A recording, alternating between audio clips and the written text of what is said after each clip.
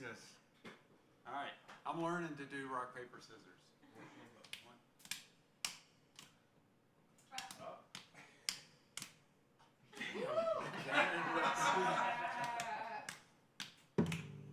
Okay, you. All right. You're up first. All right. How about I just play the song without like talking a lot up front? Yeah. All right. This is the first song I'm going to play tonight. It's this one. I know that leads to words, and then word leads to action. But when they buzz around my tongue, and I can't seem to catch 'em, I can't think in black and white when I've been swimming around in the gray, and so I don't ever know what I mean till I say it. It's under my finger, as plain as the alphabet, right under my finger. Just haven't typed it yet.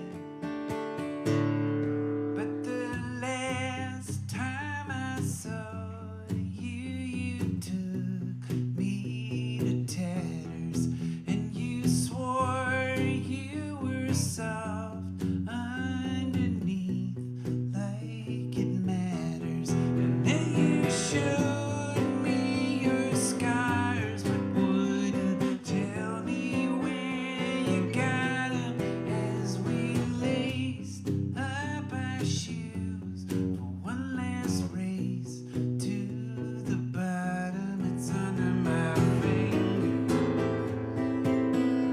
as close as it's gonna get, right under my finger. I just haven't found it yet. When did we decide everything had to skin and rhyme? Nobody wanted to hurt anybody. It's just how it came at that time. I can see you trying not to bring down what we deserve. And if the makers are watching us, hold the grading on a curve. When we got to the end, what was there?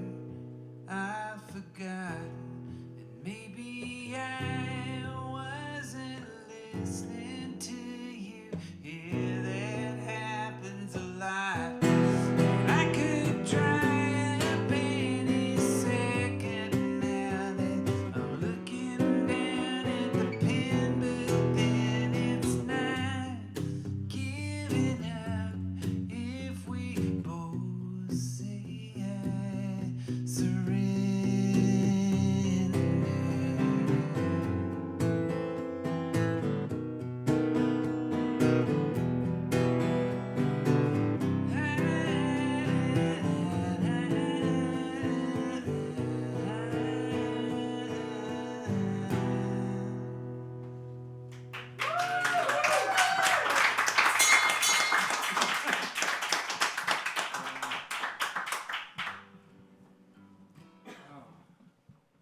So, my earliest years, well, I kind of grew up Pentecostal and then progressed to some other things that were similar, and then some things that were slightly different. And every time I think of the world as being more than 6,000 years old, I feel a little stab of guilt. But I'm reconciling my relationship with reality every day. I took this geology class, and the professor had us go out on this bluff where the drop-off is like 400 feet, and it goes for hundreds of miles. And we're standing on this bluff, and he says, I want you to look under your feet and tell me how this rock was formed. And it was an ocean floor, you know? And I thought, well, there's one point for geology. I was just off the mic. Oh, on the guitar. Yep, sorry. I'm getting it great up here. It does sound really good up here. Yeah. Anyway, there's something about the geologic record and all these layers of all this crap that's happened and all these disasters that have happened that I'm starting to find kind of comforting, because it looks like we might be headed for some more. But then good stuff happened again, and then bad stuff, and then good stuff again. And so the good news is the planet will probably be fine. The bad news we'll just leave for another night. But one thing about looking at all this stuff, all these things that have happened. Anybody ever read? I know I'm talking too much. But somebody gave me some really nice bourbon, so. Anybody ever read The Butterfly Effect, that Ray Bradbury story? You know how he walks off in the path and stomps one butterfly, and then everything goes to shit, right?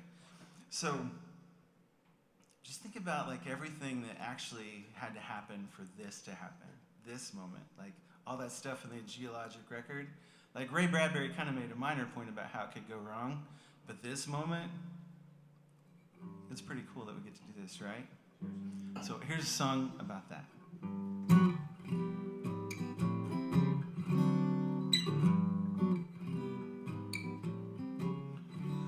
Millions of years ago, diatoms swirled in the oceans over Texas, shimmering gold and green in the ancient seas, the oceans over Texas.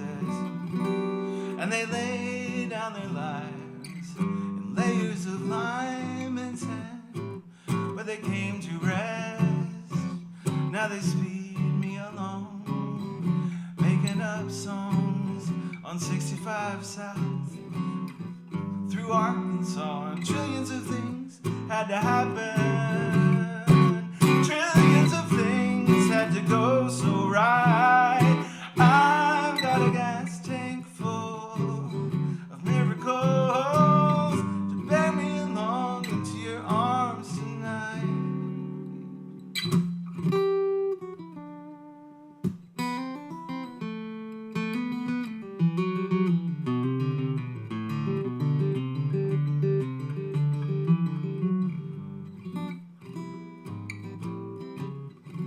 Billions of years from now, when we have passed like dust to dust and ash to ash, an unknown race will dance above our graves.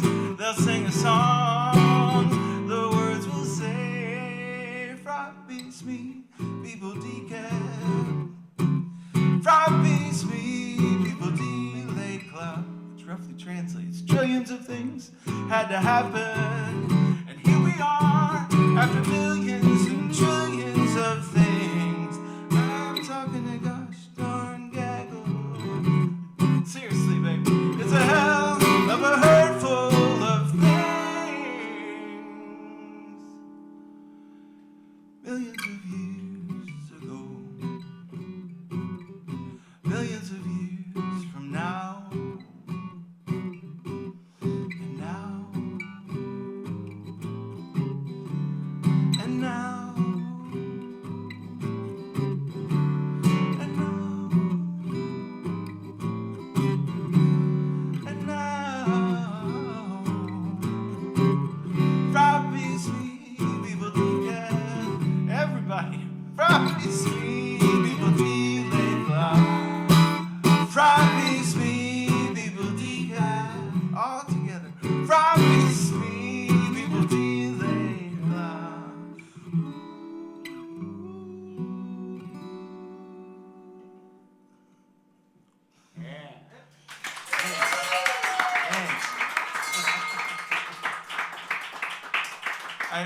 I'm joking when I say like all together, and I know you guys. Like, I was just on this run with our friend Justin Farron, and I told him, hey, you know I'm joking when I say everybody, and he's like, oh, you are? That's funny. I'm like, well, damn it, I thought it was obvious, but.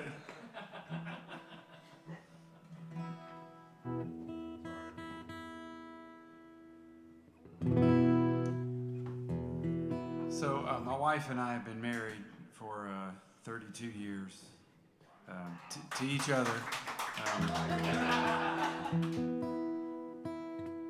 But when we met, like a year and a half before we got married, I wasn't writing songs yet. I was playing guitar and singing, but I wasn't writing songs. So I didn't write her a song when we met, and I also didn't write her a song when we got married.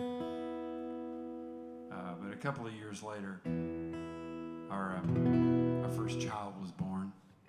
And, I didn't write her a song then either.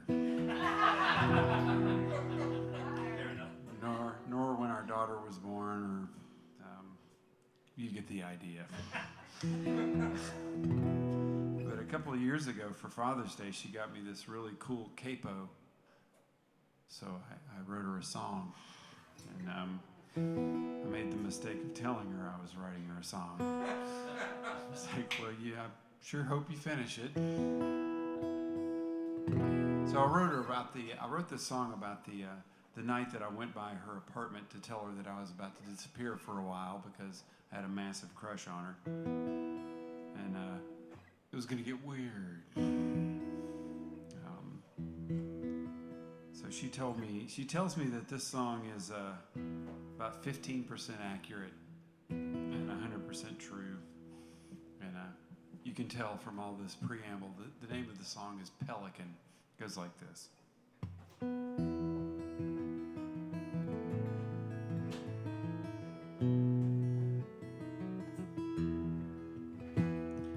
Wave you on in, you don't have to knock anymore.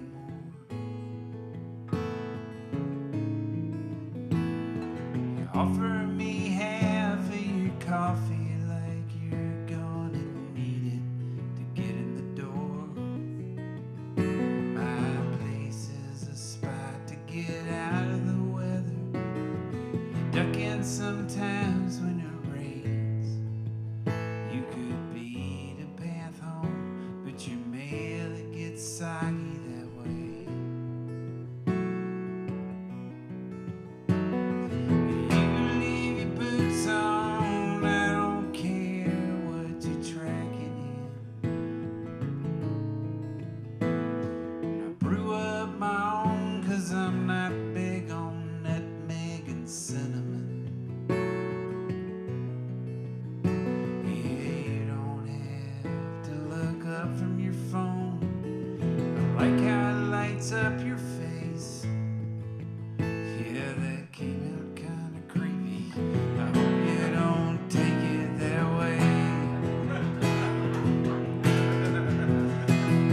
I can be super poetic and stuff, but I'll shut up before that kicks in.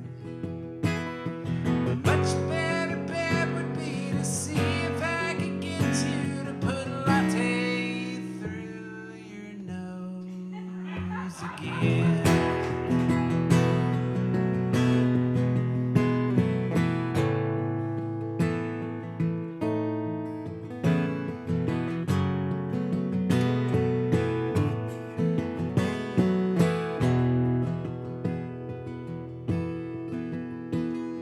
I'm on board for wherever you're driving this story.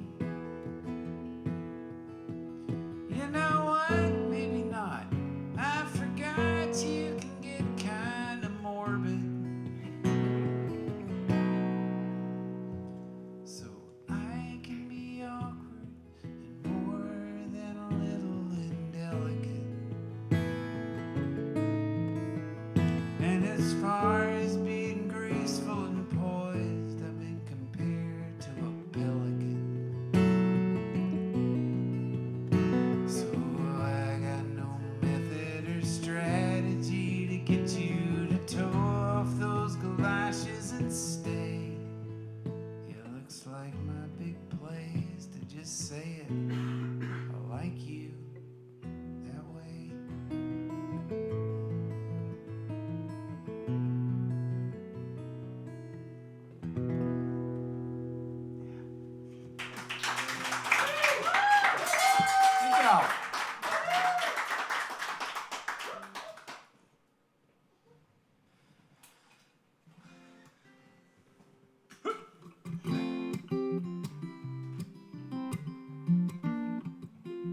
Aunt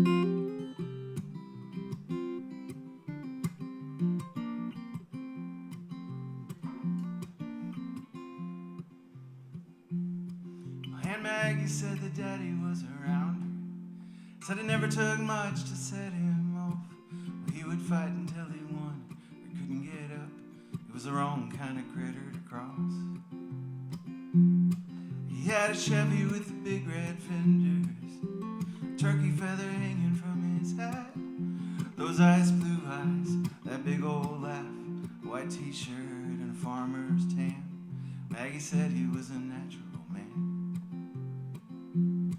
And I wish that I could have known him long enough to recall his face. Well, I've seen it in pictures on Grandma's wall. It's not the same.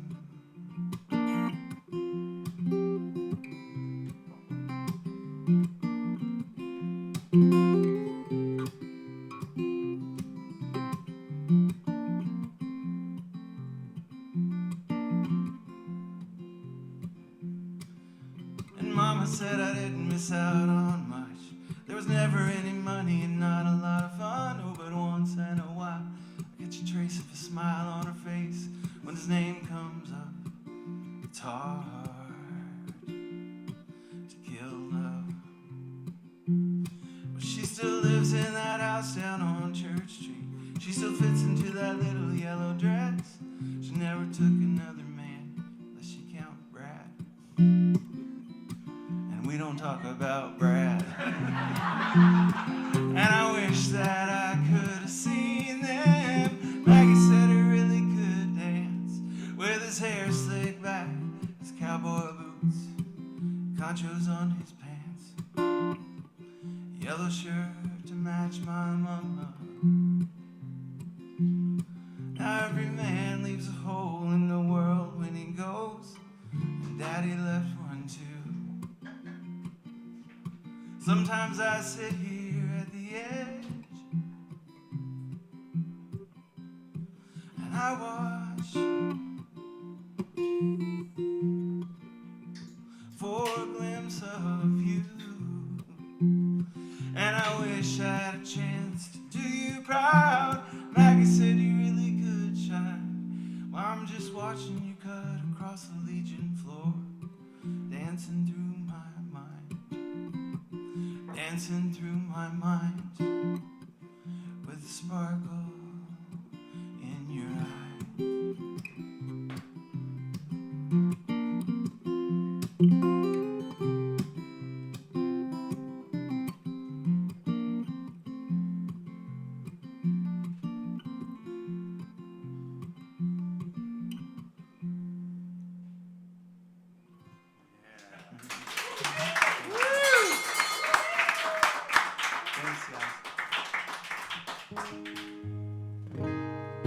So when I finally started writing songs, the second song that I ever finished, I thought that I'd made it up whole cloth. You know, I thought I was being all creative and everything. And the first time I played this song out, somebody yelled out from the audience. They were like, "Hey, is this about your wife?" And I said, "No, no." And she was sitting like right there, and it really hurt her feelings.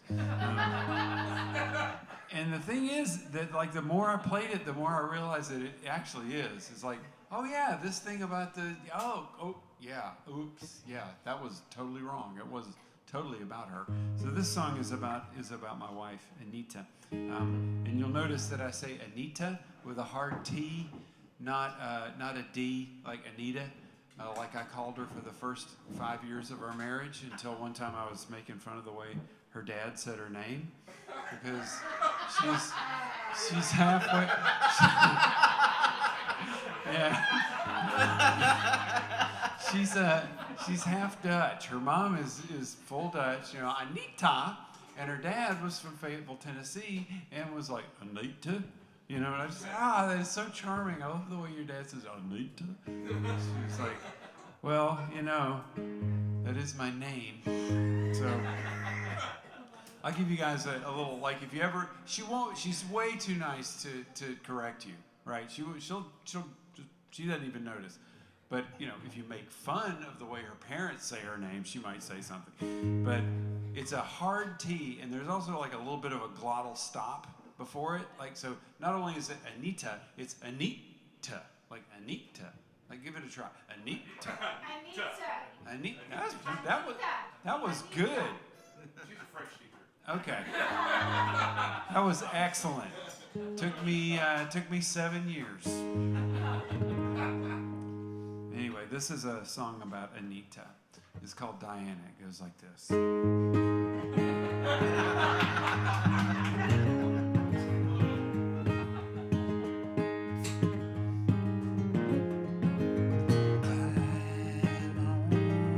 Hold tight, let go, don't fight it.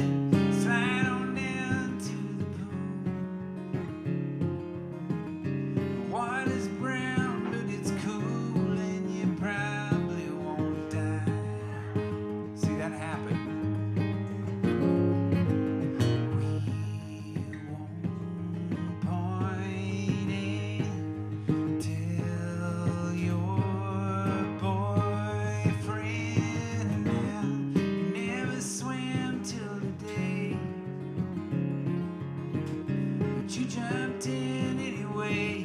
Came out shaking, and I stood off to one side. Watched that trophy girl glide off your shoulders into the woods and gone. And I swear it was hard not to stare there in her place, not 7 feet in front of me. You turned around, caught me looking. Am I the only one? I saw you die. Turn your face away. Every time I try to tell you what I mean, my thread begins to fray. I'm gonna try. Work it out that I've been around a while. And I see what you show, but never who you are.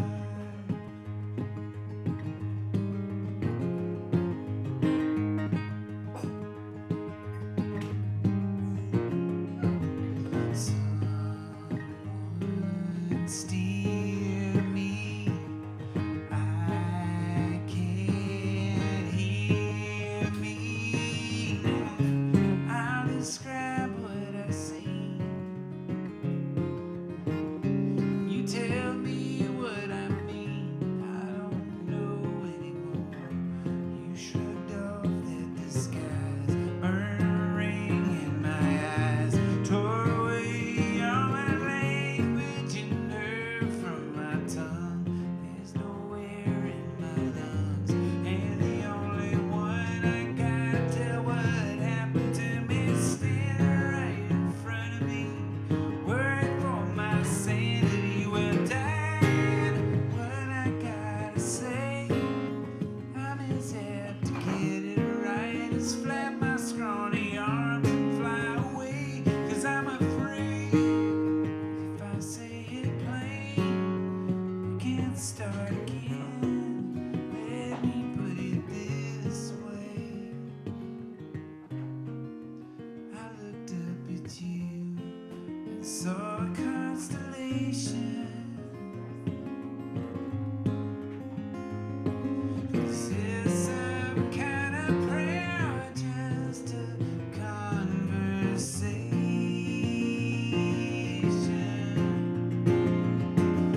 Dad, look at me again. I can't be your friend anymore. It can be easier for us. Keep it how it was. You could go that way, but it's too late for me. I see who you are.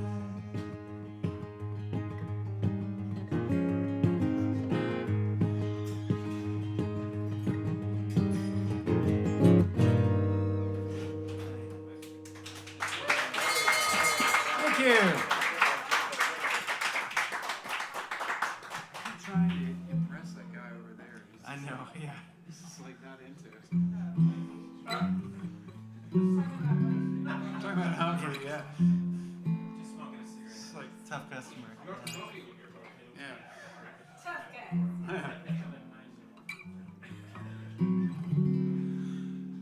Zucchini is a fruit. That might seem wrong, but it's the truth. And broccoli is technically a flower. Snakes are reptiles, frogs, amphibians, though I'm told both taste like chicken when you fry them up in egg and seasoned flour. You know, mongoose could choose a food that's more cooperative than a cobra. And a moose could choose to live somewhere warm the whole year round. And you could pack your things away and go and be with someone sane. But here you are, sticking around. Platypus have poison quills and dark brown duck-like bills. They grow fur, they lay their eggs inside a nest. And evolution, being true, has some explaining yet to do about survival of the fittest and this other shit that's left. We're in a world full of anomalies. Some are silly, some mundane, but there remain a few that truly are profound.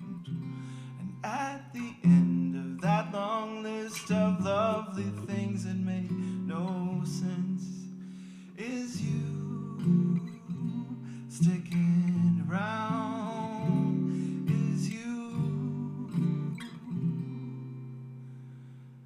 sticking around.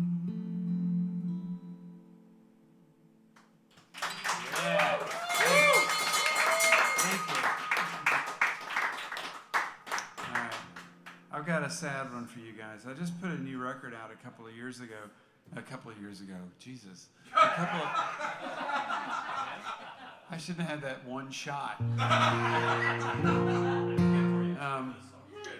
Anyway, a couple of months ago, I put out a record, and before I put it out, I shared it with a few people, and I sent it to my brother, and I didn't hear back from him.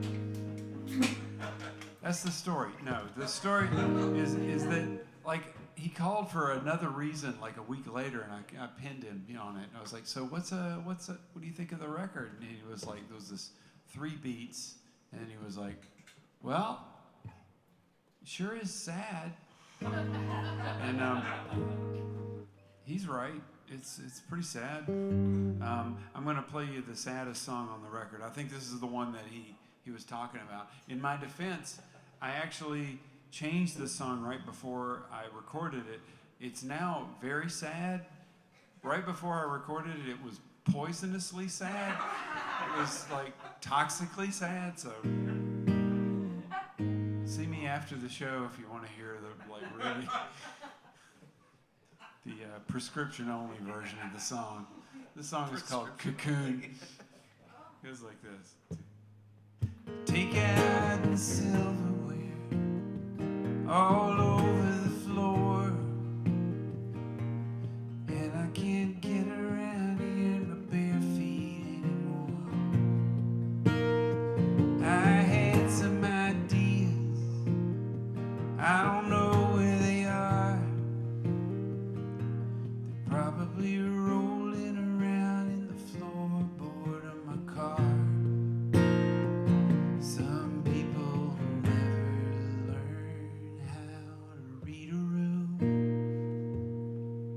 but I kept hoping that this was a cocoon,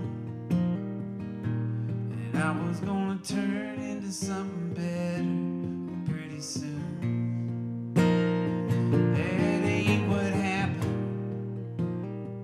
I guess you know. You ain't gonna crack the wall if there's no place you wanna go. Some people never learn how to read a room. It's alright in the morning, gets gets dark in the afternoon, I hang on to your voicemail, I hang up at the tone. I don't wanna be a stammering voice leaking out of your phone. But if I don't tell you now, I probably never will. I'll try to get it down longhand if I can get the paper to hold still. But hear me out, the way I figure it. To get what you really want, the trick is you go for the opposite. You get what they hand you anyway, whatever you choose. You can't disappoint yourself too bad if you aim for the blues. Some people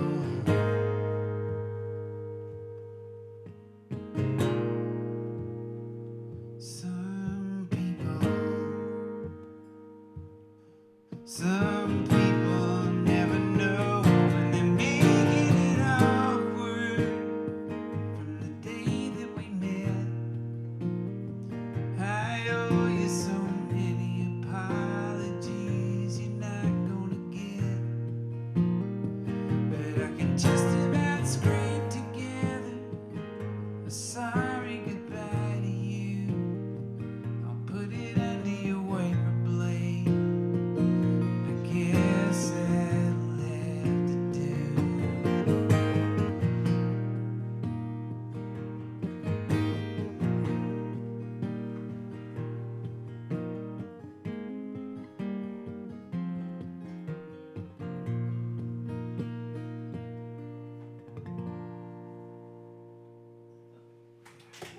Thank you.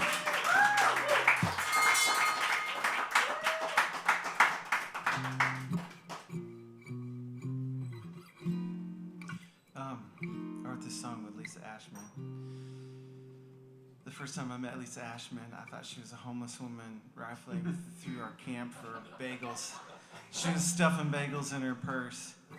This was at the New Folk Camp at Kerrville Folk Festival. And, she still gives off that vibe everywhere she goes. And she told me, like, she's like telling me all these people that she's written songs with and all these albums that she's on, and she's got 900 cuts on people's albums. And yeah, and I've seen physical evidence of this because I looked for it because I thought she might be a pathological liar.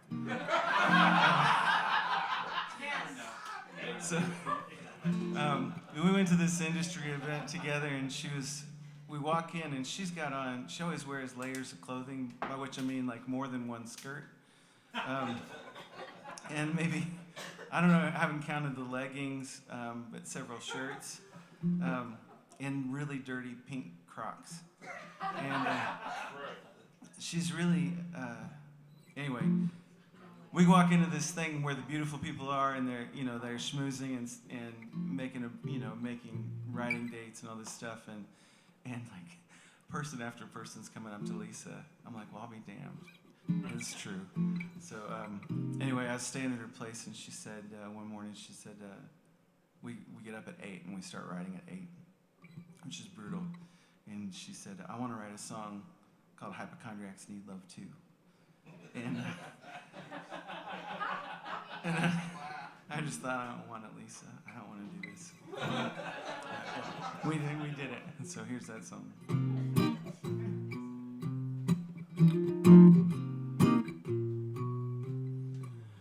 If you open up the medicine cabinet and pull out the vanity drawer, there's 5 placebos, pink and blue capsules. I don't know what that medicine's for. She saw a specialist, an acupuncturist, aromatherapist, and an oculist, bifocals, a podiatrist, a Christian Scientist. She got a little list of questions for the doctor.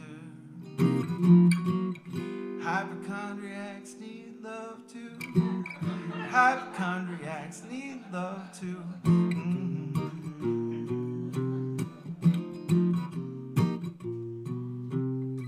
He got a jacket with a pocket on the inside. It's big enough to hide a whole tablet. If he sees himself a watch and he wants it, he won't hesitate to reach out and grab it. He don't even need it, he won't even keep it. He got an iPod, he got a cell phone, he got some patio furniture at his home. He got a dog bowl, he got some silverware. And hotels always have towels to spare. Kleptomaniacs need love too. Kleptomaniacs need love too.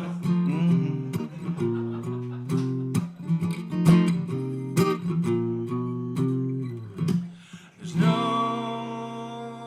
way to sanitize a kiss, but it's worth it once you feel it. Love is always offered as a gift, even when you'd rather steal it.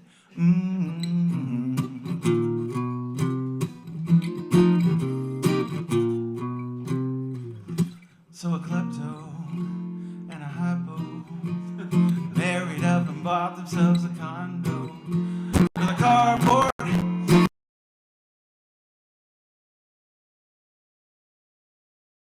Pretty much is what happened in this case. Like a lot of these stories, and it wound up being a book too. And if you want to take a look at it, I've got one here, and it's I've got a picture of the woman in this song in there with birthday cake.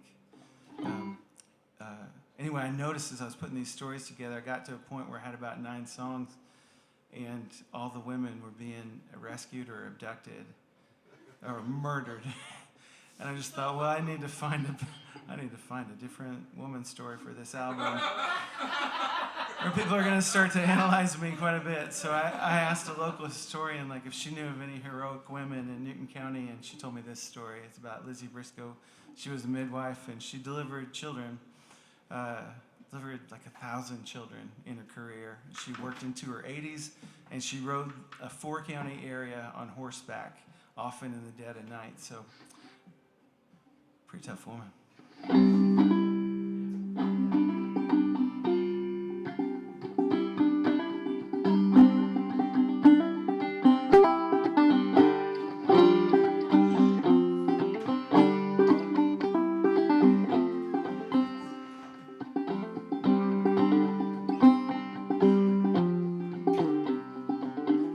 When Granny Briscoe couldn't walk no more, they took her rocking chair with a man on each arm,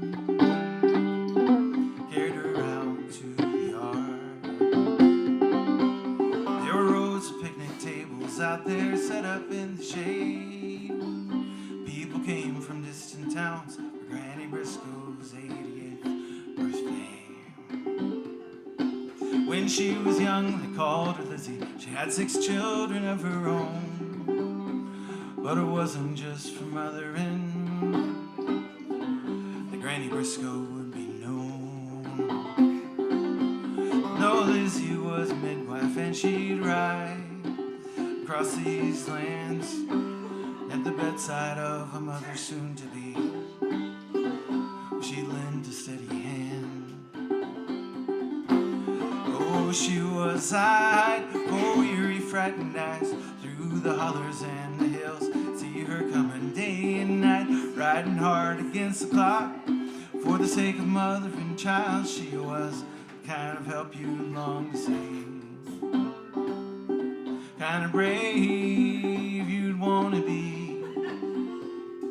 But sometimes the calls came at midnight, the crack of dawn, or dinner time. Didn't matter when those calls came in.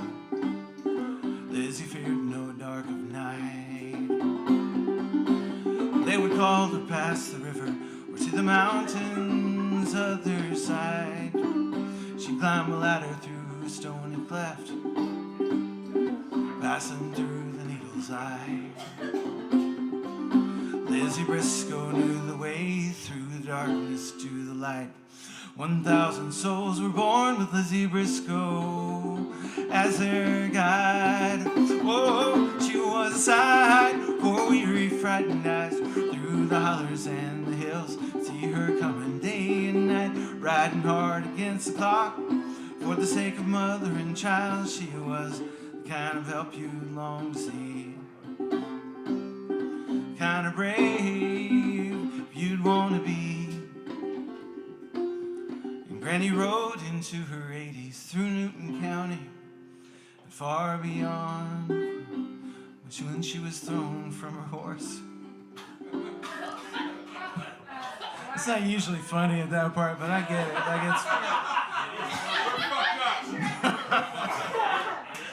Jesus, guys. She knew her riding days.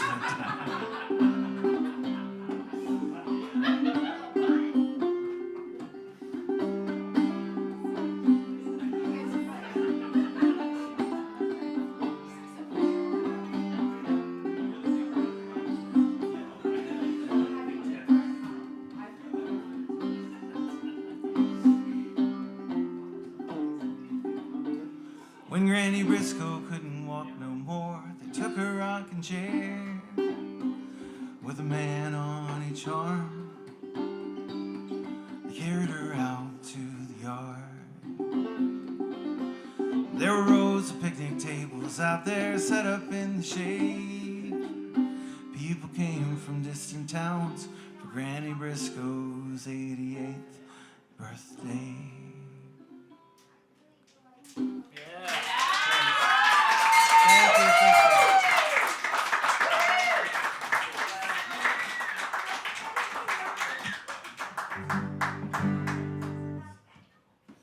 So this next song, I was in a songwriting circle, and I promise this is not about songwriting circles, but we played a game in this circle where you wrote down the name of a songwriter and you put it in this hat that went around, right? And then you were supposed to pick a name out of the hat later and then write a song in the style of that songwriter. So I wrote Loudon Wainwright III on my little piece of paper, stuck it in, because I'm a big Loudo fan. And when it came back around, I thought it might be Gordon Lightfoot, maybe John Prine, maybe Dan Fogelberg. Hoped it wasn't Bob Dylan. Piece of paper, I pulled it out, it said Howlin' Wolf on it. I was like, oh yeah, he writes songs. Okay, cool. So I went out and bought one of these, and I learned how to do this one thing you guys are going to hear me do for 3 solid minutes here in a minute. But the problem is with the lyrics is that, look at me, right? I don't get the blues. I get melancholy. I get the vapors. I don't get the blues. And so I was having a little trouble getting that mojo coming. And then I was grilling out back behind the house, and it occurred to me to write about sausage. And the song kind of got away from me at that point. So the song is called Poor Little Sausage. See if you can count the sausage puns as they go by. It goes approximately like this.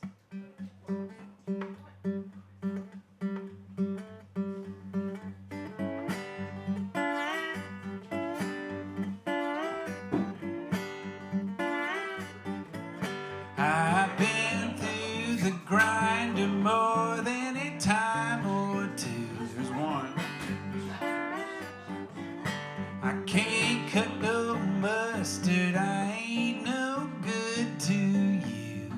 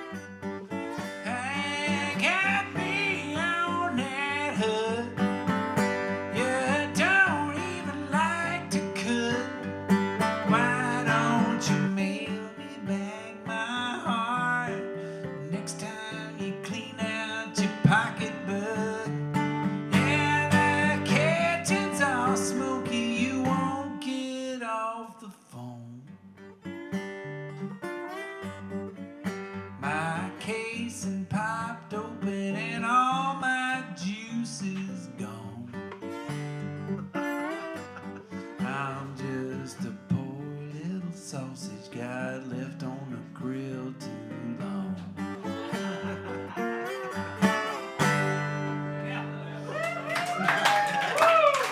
Thank y'all.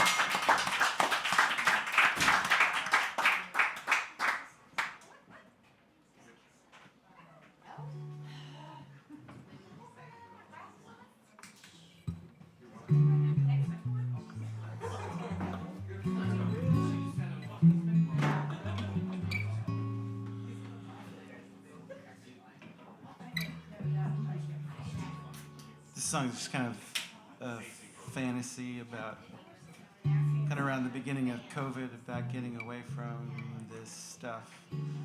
But there was nowhere to go, so I wrote about going to the moon.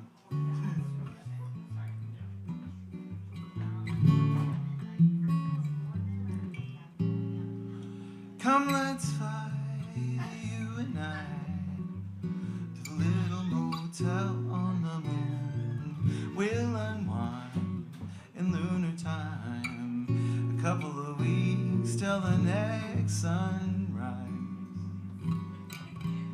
In the silence of the stars, lay back to my arms, cradled into crater. Up on the moon, the earth goes sailing by. Distant in the dark, twinkling sky. Ooh,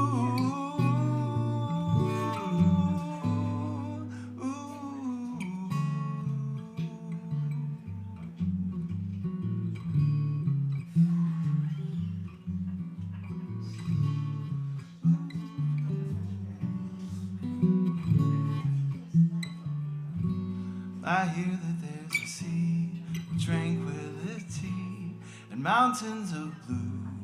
Vegan cheese will decompress at 0.16 G's. Did you even know the world made on you so?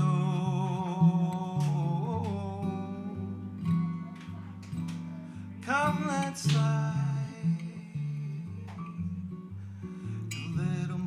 On the moon, just you and I,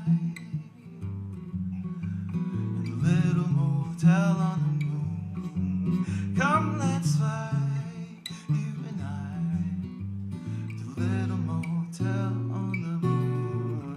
We'll unwind in lunar time, a couple of weeks till the next sunrise. A couple of weeks till the next sunrise.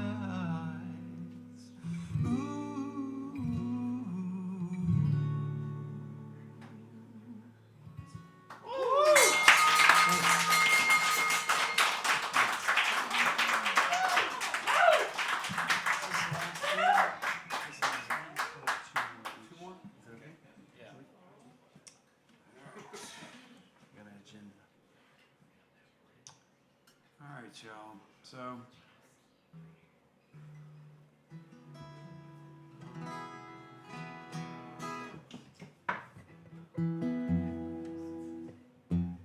yeah, you like that? I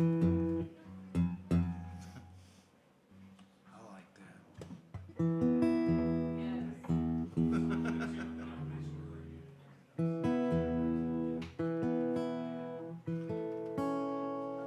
So I was driving across Texas, and this image just popped into my head of people in beautiful ballroom gowns and long flowing coats, and their hair was unpinned, and it was flowing around them in these beautiful billowy patterns because they were underwater and presumably dead.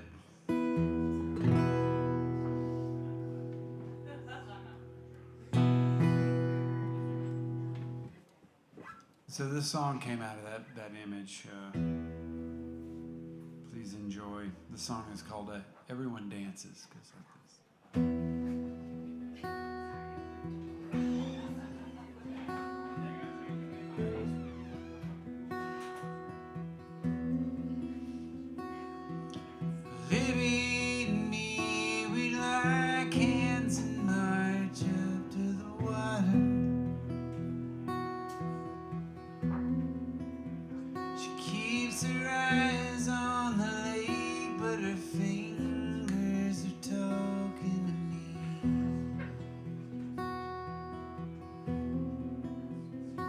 Say we don't have to go through with this if you don't want to. Good, I'm living in Libby's world now.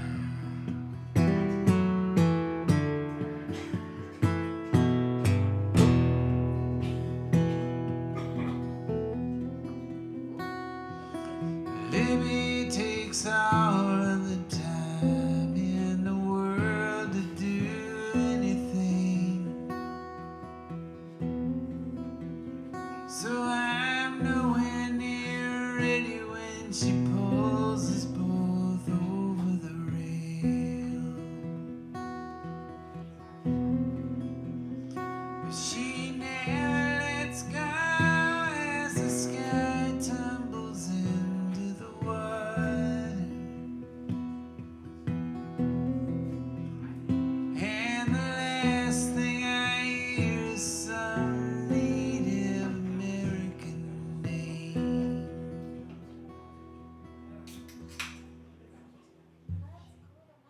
Under the water, everyone dances. We turn in the current like everybody else.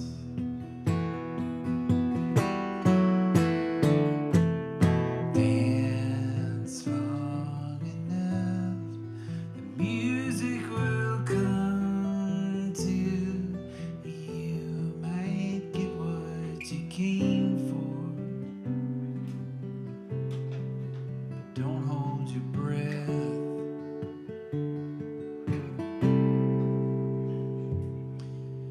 Libby ain't there when I come up for air.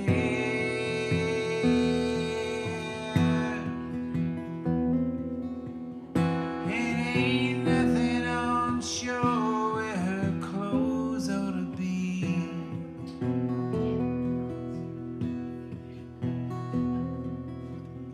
And I'm walking so hard to stay this side of knowing now. Go to call out a name, but don't make a sound. Put a wish on the water to swallow me down. 'Cause I'm living in Libby's world now. Libby's not home.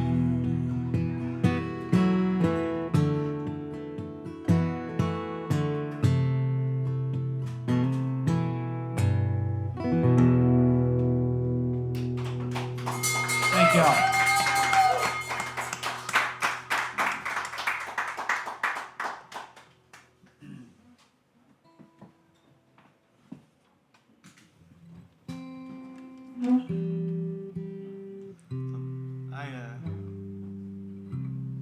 My childhood, there were a lot of things that seemed normal at the time in my childhood, and this is one of them.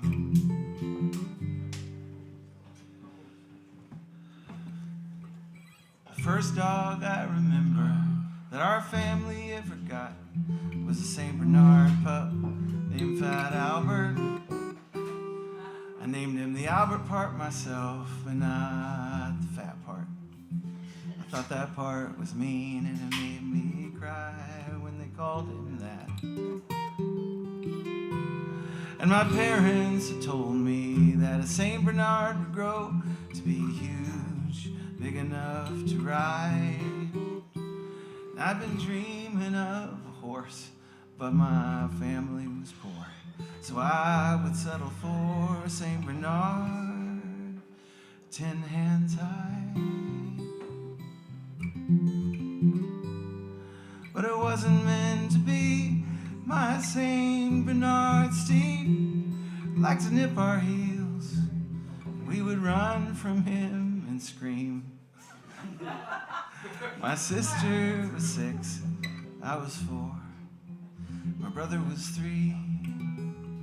Fat Albert lasted only 2 days. in our family. Next, we got a Cocker Spaniel, and her name was Daisy May. She was sweet as the day is long. She had pretty golden hair, and she was tough to potty train. We did not care. She was gentle when she played, and sweet as the day.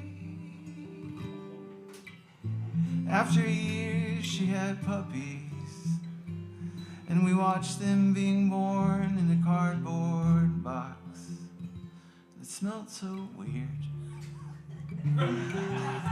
Behold the miracle of life. We gave those puppies away one by one. We kept Daisy May, sweet as could be, and part of our family, until the fateful day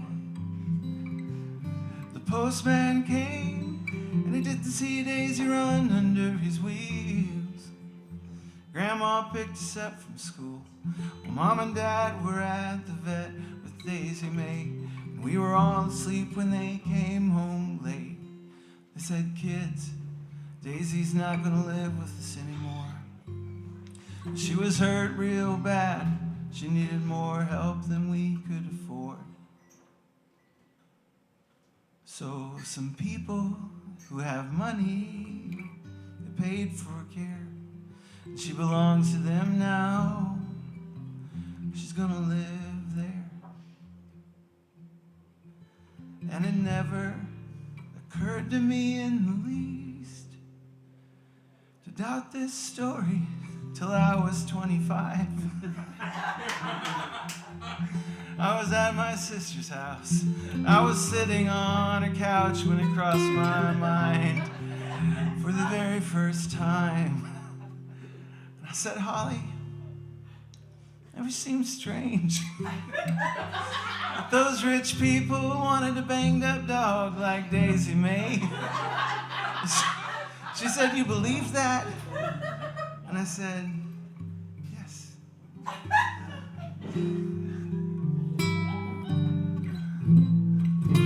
When I got home, I called my mom. And I said, "Mom, I know the truth about Daisy May." And she said, "What do you mean?" I said, "Mom, rich people can afford a dog that hasn't just been hit by a truck." And she said, "Son, we told you the truth. We thought it was weird too."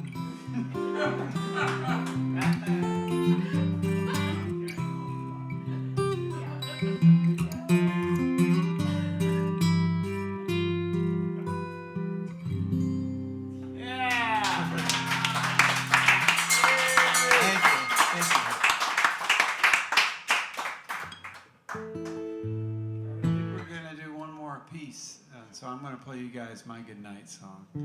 All right.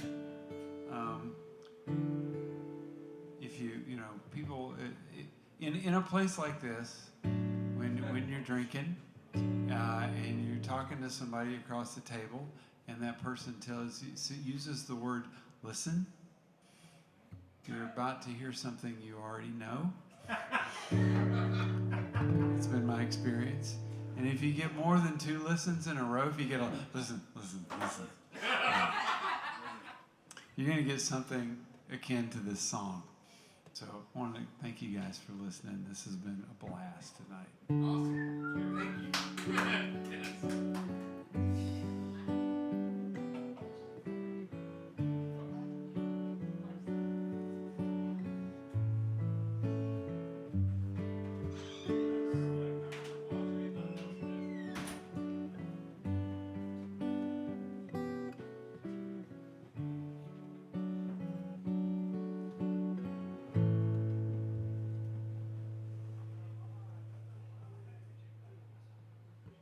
I love you guys. You're the only ones that get me. Nobody gets me at home. you guys. I'll forget that in the morning, but I know it here. You're blurry, but it's clear. I love you guys.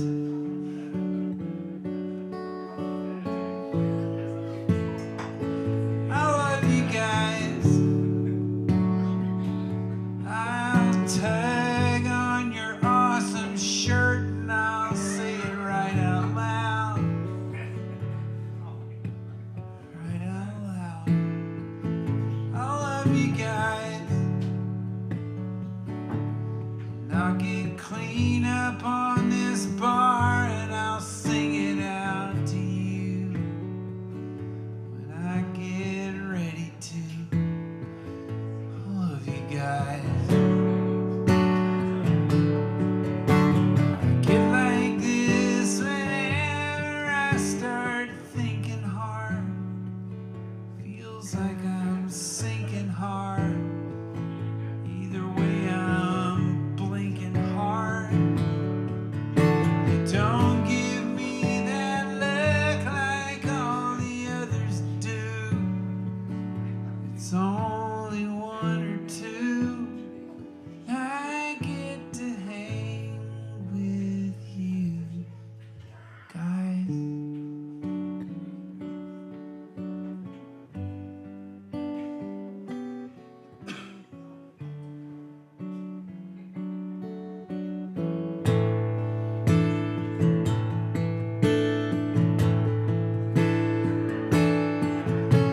Get like this whenever I start thinking hard.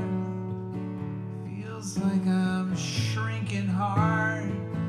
Shouldn't be this stinking hard. I'm small and quiet till I get that third one down.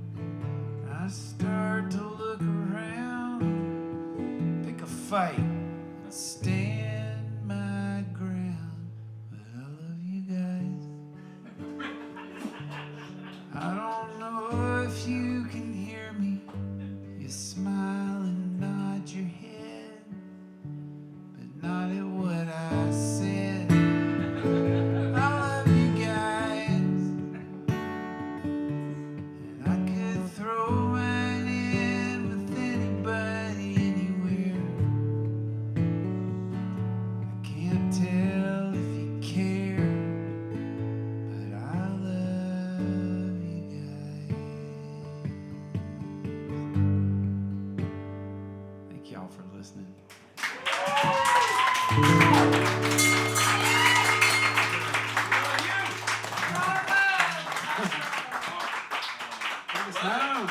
Okay, What do you got? one last one from me, and Jordan Bell asked me to play this song for her tonight, and so she might be watching, she might not, but this is for Jordan. This is a song. She said, I wouldn't mind if you dedicated it to me. And some people would mind if you dedicated this song to them. But Jordan's special. I've been warned that I don't want this song associated with me. It's late. It's too late. Yeah. You support it. You're gonna link it, man. It's good. This is a song about love.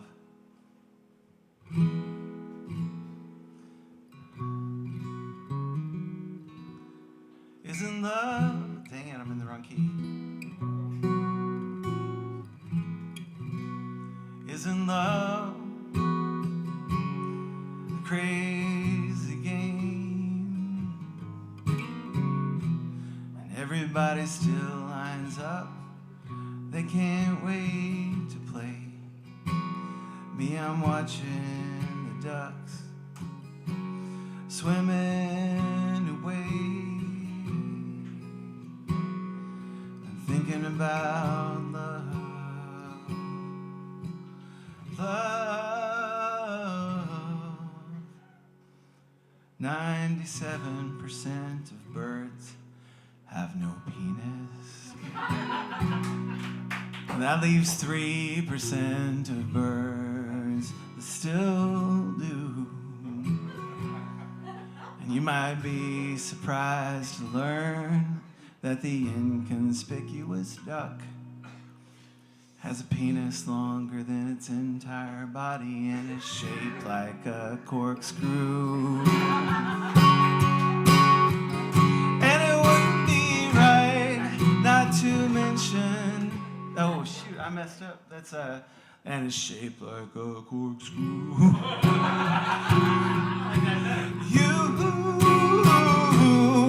You might say that's a pretty strange penis, bro.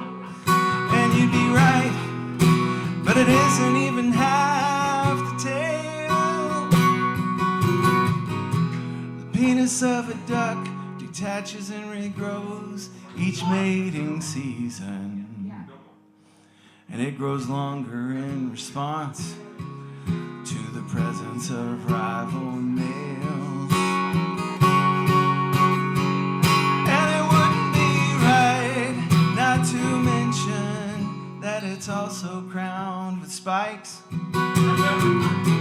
And if you're not yet horrified by the duck hen's tragic plight, well, you should know her fancy bits, they're corkscrewed too.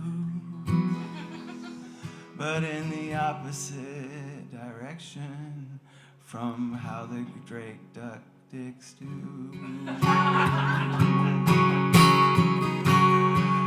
Isn't love a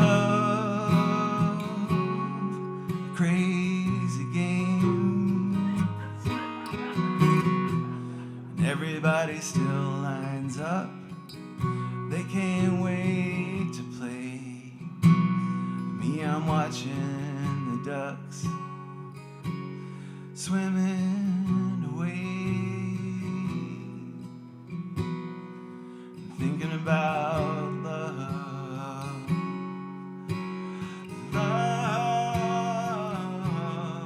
thinking about ducks.